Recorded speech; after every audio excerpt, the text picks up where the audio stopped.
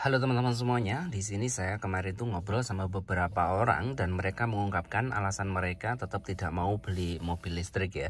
Jadi walaupun sudah ada insentif yang cukup besar, tapi beberapa orang yang juga pengguna mobil ya dia punya mobil konvensional. Kemudian saya tanya, nggak mau coba mobil listrik toh?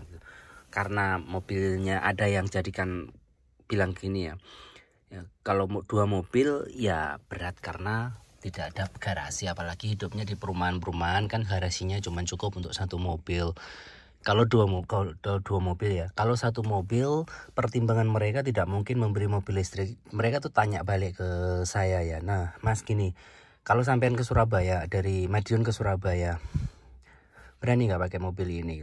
Ya aku jawab belum sih, belum pernah dari Madiun ke Surabaya pakai mobil listrik jenis yang ini ya, jenis yang ini. Karena mikirnya nanti ngecasnya ini nggak bisa fast charging, bisanya hanya quick, terus nunggunya juga 2 jaman kalau sampai penuh ya, dan itu memakan waktu. Sedangkan kita biasanya kalau keluar kota itu kan bukan untuk santai, tapi untuk urusan bisnis, urusan ini dan ini membutuhkan waktu yang cepat, sehingga kalau memakai mobil listrik itu nanti akan buang-buang waktu dan pikiran kita juga di jalan tidak tenang. Nah, kemudian dia tanya lagi, kalau semisal aja ke Pacitan aja berani ndak? Dan saya memang belum berani kalau pakai mobil listrik yang ini ya. Ini khusus bicara yang mobil listrik yang ini. Kalau mobil listrik yang lain kan harganya terlalu mahal.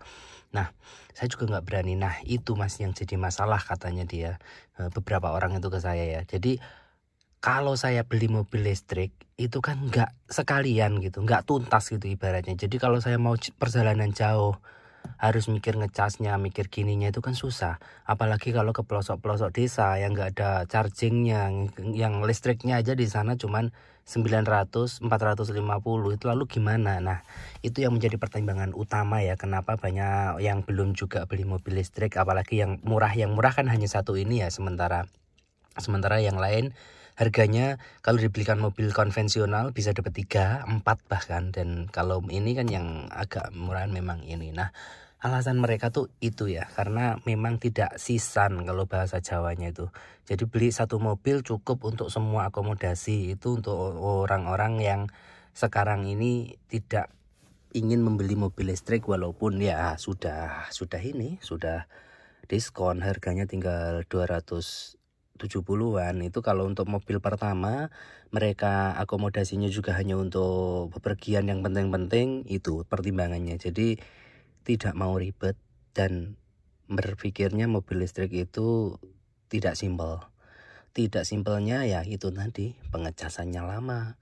Kemudian kalau keluar kota kita berpikir juga beda dengan mobil bensin yang di mana-mana walaupun tidak ada pom bensin ibaratnya eceran ada. Nah, itulah alasan dari teman-teman saya sendiri yang sampai saat ini juga tidak beli mobil listrik ya.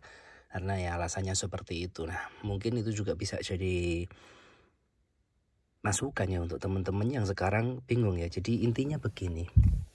Kalau mobil listrik itu dijadikan mobil utama kita, ya memang berat itu. Saya sendiri ngakuni berat banget gitu ya. Apalagi kita sering keluar kota itu.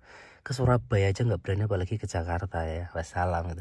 Jangankan kok ke Jakarta, ke Solo aja saya mikir loh, ketika kita ada penerbangan ke Jakarta, kemudian saya dari sini ke Solo, itu kan pasti habis di tengah jalan, nanti harus ngecas lagi ya. Akhirnya nggak berani gitu. Jadi memang gitu. Kalau hanya untuk di dalam kota aja ataupun untuk rekreasi perginya yang jaraknya itu tidak sampai 100 km dari rumah kita, itu memang ya enjoy aja gitu ya. Dan kalau jaraknya lebih dari 100 km itu pun makanya ketar-ketir gitu ya. Kenapa saya bilang 100 km dari rumah kita ya, karena ini jaraknya cuma 300 km ya. 300 km itu kan dari 100 sampai 0 gitu. Sedangkan kita di baterai 20 aja udah ketar-ketir gitu. Ya walaupun ada yang sudah membuktikan sampai 0 itu kan, sarannya baterainya biar awet kan tidak di bawah 20 dan ketika pengecasan gitu.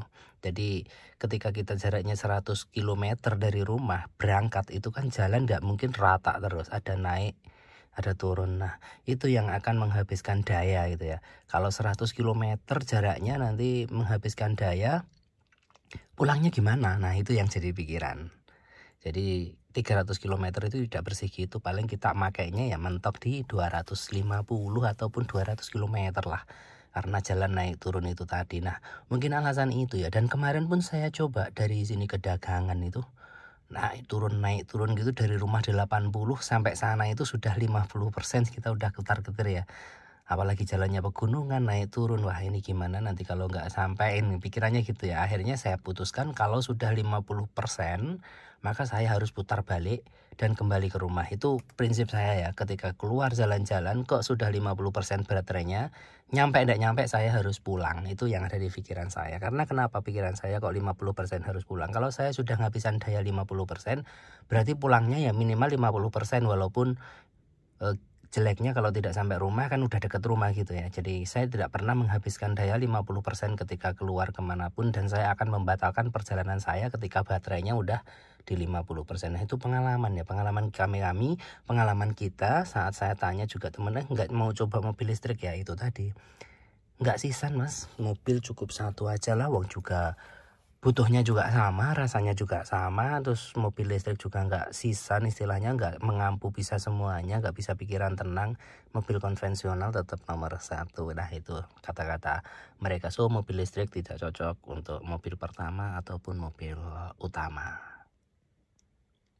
Apalagi sekarang ada biaya nih, quick charging, fast charging itu biaya ngecasnya itu 25.000 belum tokennya. Dan fast charging info terbaru biayanya sekitar 52.000 kalau nggak salah, itu belum. Ya akhirnya sama aja sama BBM harganya lah, bullshit.